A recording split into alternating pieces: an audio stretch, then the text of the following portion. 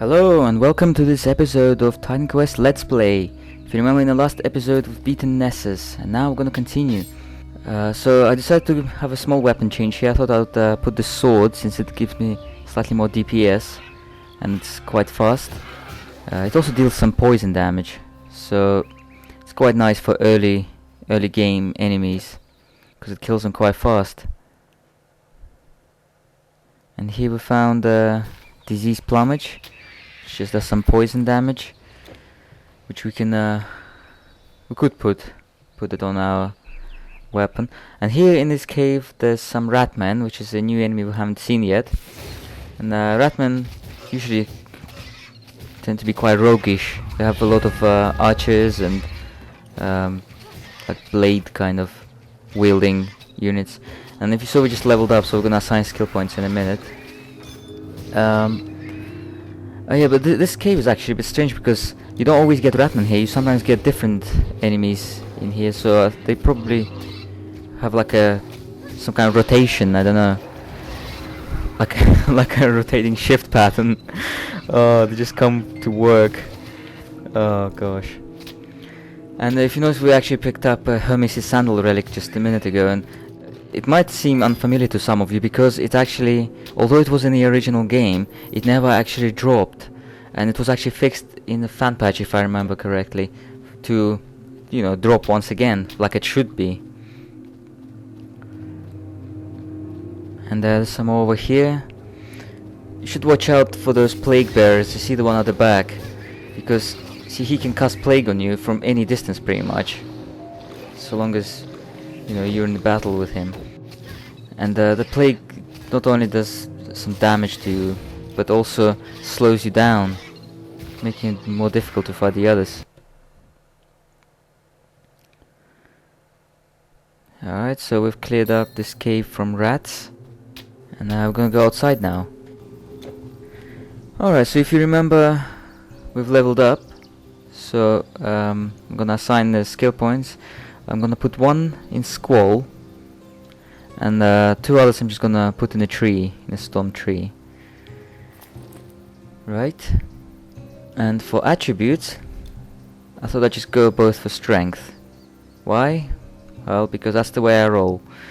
And now we can put these braces on, because now we've got a strength requirement to do so, and they got a lot more armor than the ones we were wearing before. And here's this Hermes' sandal relic as well, which gives you some movement speed. But yeah, we've got level 7 now, so we've got just one more level up till we'll be able to pick the defense mastery. And that's when we should start getting, hopefully, really powerful. And I'm sorry about the angle here. It looks like there's a bit of tree in a nest, sort of just blocking the view. And that was probably the most epic miss of the century. It was literally point blank range and she still missed. Oh well. Alright, so we've got a rebirth fountain here. And then, oh, look at that, you're riding a pig. Good for you. But we're still gonna kill you.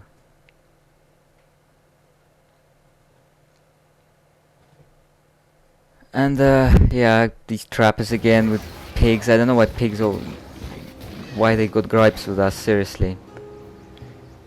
Alright, and now here got like a little camp full of satyrs. What we're gonna do is we're gonna devastate it with Squall. And this is perfect, because there's so many of them around here. They're all gonna be walking into our Squall area like this. Perfect. And that was not fair on my ears, or anyone else's ears in fact. I don't know why they had to shout like that in unison, like a satyr choir or something. Well, looks like we've cleared the camp. Just check the borders as well, but yeah, we should continue to the next part. And here we've got the Mastery Shrine. So now we're gonna be devastating more satyr camps with our skills. And see, Squall is working really well here, actually killing them. And we found another Heracles mine. That's the third one now. We'll be able to complete the relic in a sec. There we go. Look at that. One hit kill. Scroll again. Look at that. This just shows to us how Squall would affect them at 7 points in, because we've got 3 plus 4 with the mastery, so that's 7 points in. That's how much damage it will do. I've got some more enemies over there which we're gonna kill very soon. Yeah, look at that. The area is amazing, isn't it? It managed to kill those guys over there on the edge of the area. It's because the area that the skull affects is actually bigger than it looks. So keep that in mind. I love how he just missed just as we walked past him.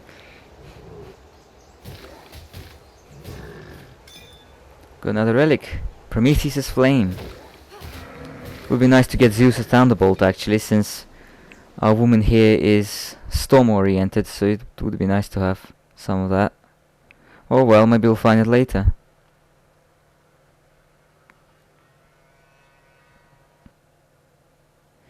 Alright, so we're gonna just have a quick check on the gear. We're gonna complete this Hercules' Might relic.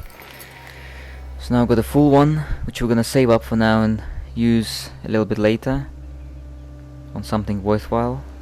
And alright, let's head for the Mycenian Ruins.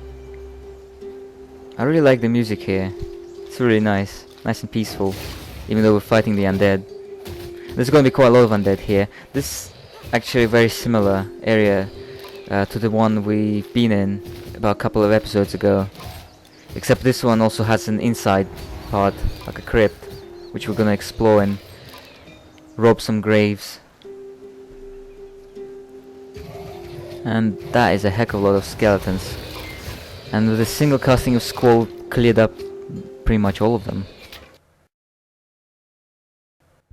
I really like how the undead are done in this game. They really do like break apart into pieces when you kill them. And look at that, Shrine of Thorns. Remember what I said? How Shrine of Thorns always likes to appear in areas with the undead. And it's a complete waste, because it deals bleeding retaliation. And undead are resistant to bleeding, so it's no use here. That's why we're not tagging it. Because we'll probably save it up, use it later, if it's still gonna be there, that is. Make sure to check for any loot that dropped from the enemies. And you have no more room. Well, how am I not surprised? Looks like we'll have to clear some space. Okay, and after clearing space, we're gonna continue further into the ruins.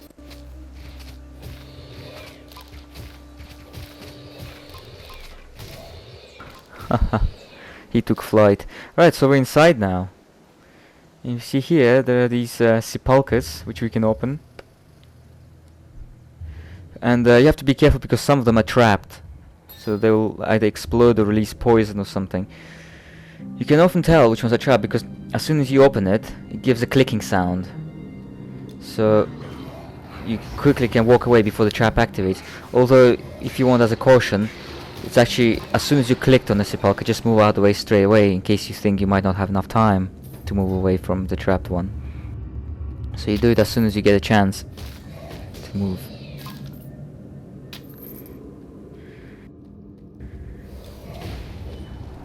And someone here is definitely using earth enchantment. If you see, they've enchanted all of their allies, so it's good to separate them like that, because earth enchantment affects not only the one who casts it, but everyone in the vicinity of him. So when you get someone like that, just make sure you break up the group a bit, so it's not like all of them get affected by it. Alright, so we'll loot some more. And we've got a shield here, which is very similar to the one we've got now, except just gives some defensive ability instead of offensive.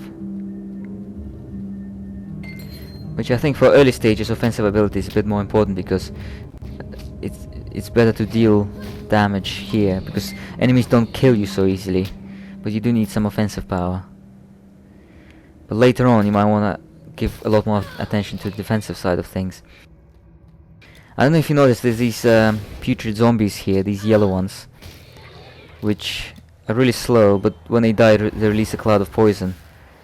And here they will never walk away from the squall area.